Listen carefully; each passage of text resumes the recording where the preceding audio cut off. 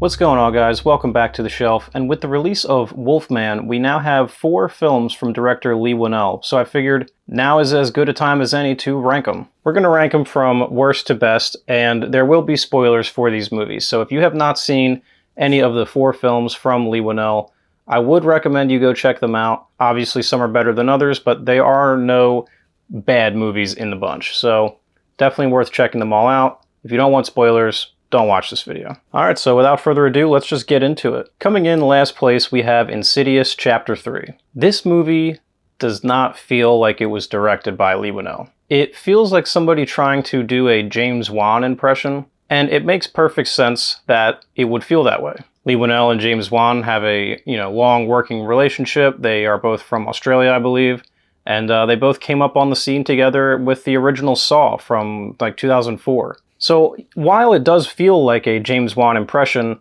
it's a pretty good one. It's not a bad one. And that's not a negative, I would say. So obviously James Wan did the first 2. So, those 2 movies were very profitable. So it makes sense that, James Wan would hand the torch off to Leigh Whannell to take over the franchise. This movie is a very average, very standard, very boilerplate Blumhouse horror movie.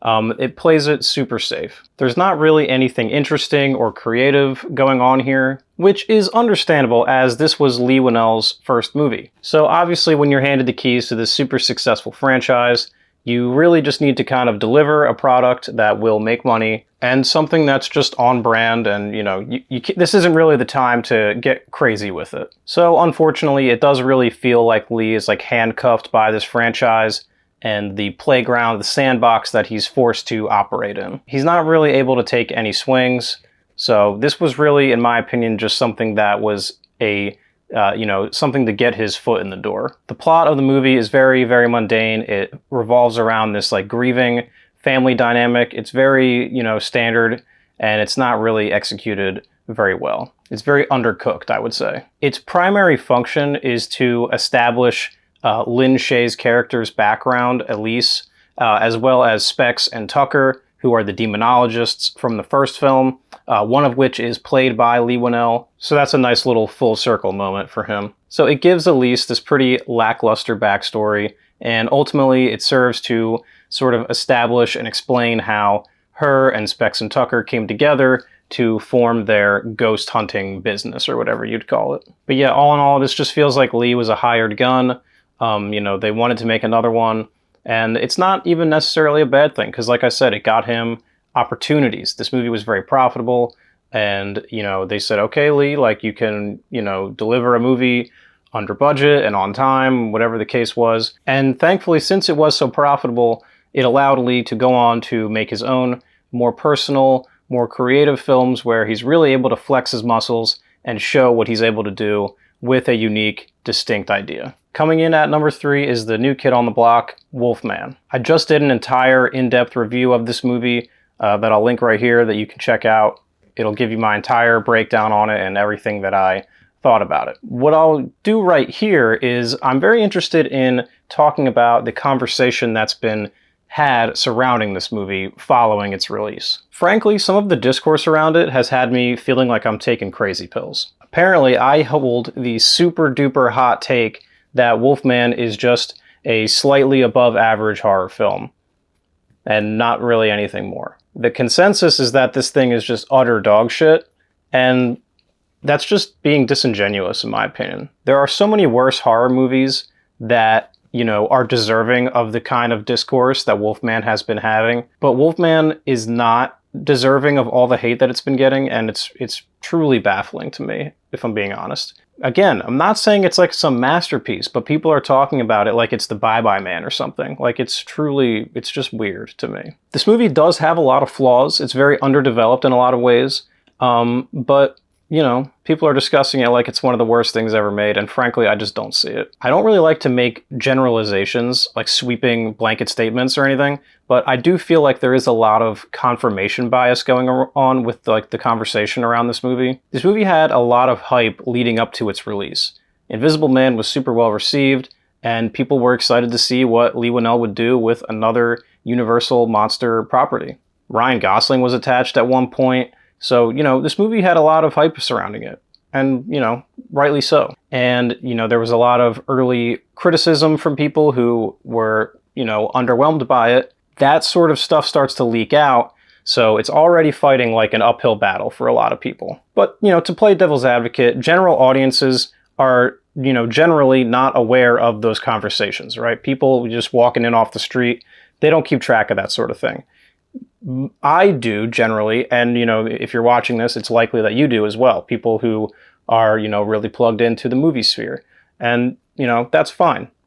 These same expectations that we might have had, general audiences don't have. So that is something to acknowledge ahead of that. So then when you take that though, and then you couple that with the preconceived notions that people have about going into a Wolfman movie, when people sit down for a Wolfman movie, they have a sort of checklist in mind, subconscious or not, that they expect to, have checked off. And Wolfman 2025 isn't really interested in that checklist. It almost takes that checklist and throws it out the window. It does, almost the bare minimum, but it's more interested in telling a more realistic, a more different approach to that same source material. And frankly, that's what I find to be the movie's biggest attribute. It's also worth stating that I do think that, especially online, there is this tendency that people have where if something is being considered to be bad, then it becomes the popular thing to do to pile onto it, right? And everyone wants to kind of, dogpile on this movie, that everyone is saying is bad. What that does is it creates, expectations in your mind going into it, yeah, this thing's going to be bad. And then you watch it and you're like, yeah, that was bad because you wanted it to be bad. I'm not saying that everybody does this, okay?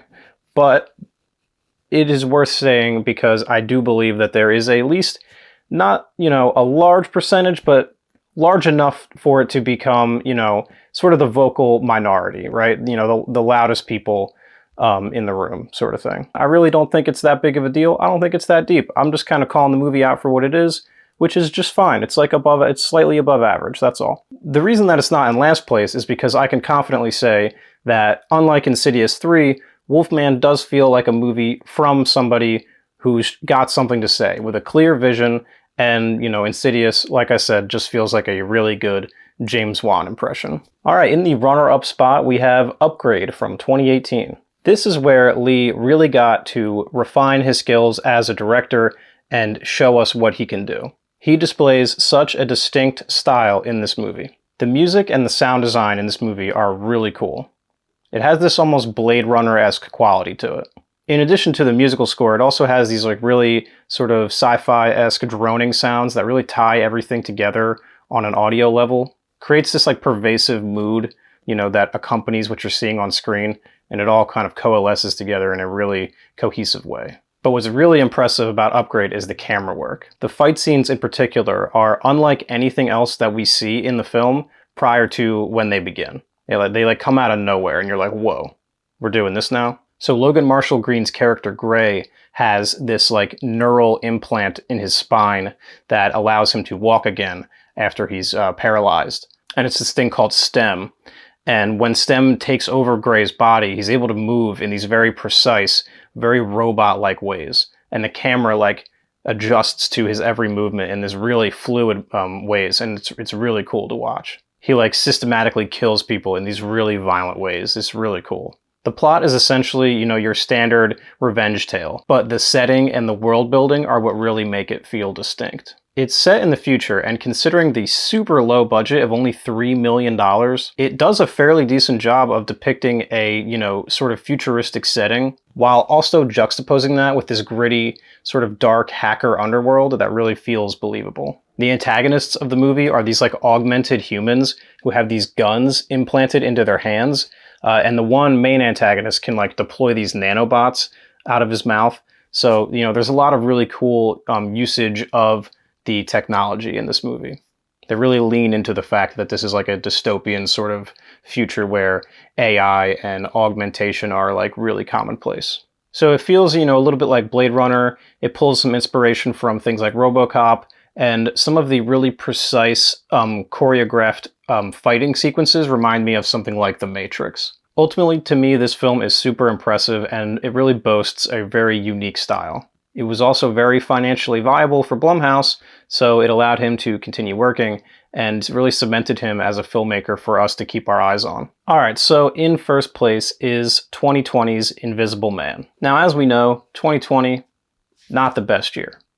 Especially not for movies. But with that being said, at the end of the day, this is one of the best movies from that year, for sure. Not a ton of competition, but the fact remains. So Invisible Man sees Leigh Whannell taking an old, universal classic horror story and adapting it for a modern audience. It's slightly reminiscent of Hollow Man starring Kevin Bacon, but a lot less sleazy and more focused on the techno-horror aspect of things, similar to something like Upgrade. Invisible Man and Upgrade share a lot of the same DNA. So Invisible Man utilizes a lot of the same precise camera movement found in Upgrade and augments it with really tense, really effective sound design, as well as a powerhouse performance from Elizabeth Moss. I cannot stress enough how great she is in this movie. She gets put through the ringer. She really sells the fact that she is terrified of her husband, Adrian. The opening sequence of this movie is extremely tense and informs us exactly what kind of ride we're about to go on from the first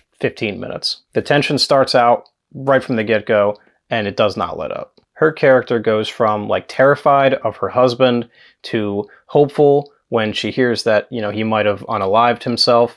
And then she goes to like really paranoid when she starts to think that maybe he's still around, like messing with her. And then she has like this emotional breakdown when he's, you know, doing all these things to her to make it so that nobody will believe her.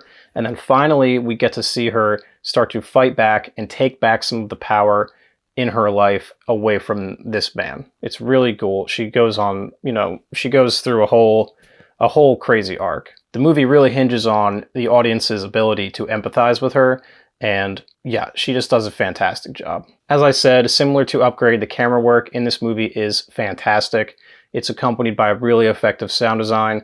Everything from the sequence in the kitchen when she's first attacked, all the way up until the hospital scene. Pretty much everything that happens in that hospital scene is really, really effective. Yeah, overall, this movie just rules. I feel like it came out of nowhere. You know, people had seen Upgrade, but I feel like Invisible Man captured a much wider audience, and it kind of blew everyone away. Nobody was really expecting it. All right, guys, so that's my ranking of all of the Leigh Whannell films. You know, yeah, all in all, I like Leigh Whannell.